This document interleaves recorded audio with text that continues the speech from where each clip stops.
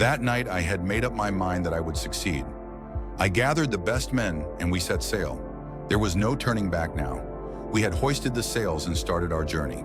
The storm and the waves were tiring us greatly, but we were all hopeful that we would find something. Hours and days passed and our provisions and food ran out. The crew no longer had the strength to endure. That evening, God opened my mind and the crew fell asleep, dreaming. As dawn broke, the sea was still shrouded in mist. The thin line appearing on the horizon was the hope we hadn't seen for weeks. The lookout at the bow of the ship suddenly screamed, "Tierra! Caraya!" In that moment, the entire crew seemed to move with one heart. Worn and salt-crusted hands clasped together, eyes turned to the sky. After months of uncertainty, fear, and prayer, a thin green strip appeared on the horizon, the shore that the human eye had longed to see. As we slowly approached, the color of the shore turned into a deep emerald tone. The trees, like hands reaching for the sky, tried to catch the morning light. Bird calls came from within the wind, echoing like music in this place where the sea and land met for the first time. I, Christopher Columbus, believed that I would go to the ends of the earth by the will of God.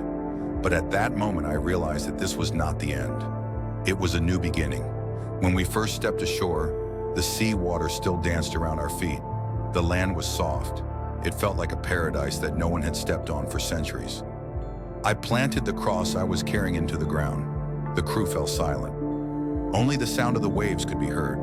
This journey had taken a toll on us, and some among us were on the verge of madness. Greater than, I dedicate these lands to the name of God and the glory of the Catholic monarchs. A little further, people emerged from the trees.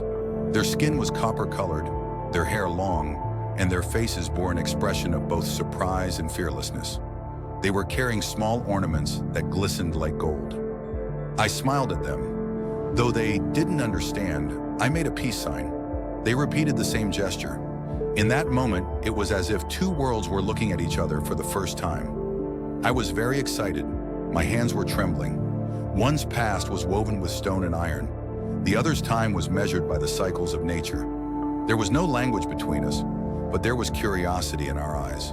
Greater than, who do you think you are, man of the seas? As the sun set, the sky turned a fiery red. This newly discovered land seemed to want to tell its own story. I took my pen and wrote, "Greater than, here nature is generous. The trees reach for the sky, and the birds watch humans without fear. The people are hospitable, and gold is found in abundance. By God's grace, this is the gateway to a new world." But a voice inside me was saying something else. "You have stepped onto these lands, but you have yet to touch their soul." When night came, I returned to the ship. The sea was now familiar, but I had changed. I looked up at the sky. The stars seemed to shine brighter than I had ever seen before. Perhaps these lights were the silent witnesses of the first night that would change the destiny of mankind. I don't know. Maybe it was a gift from God to me.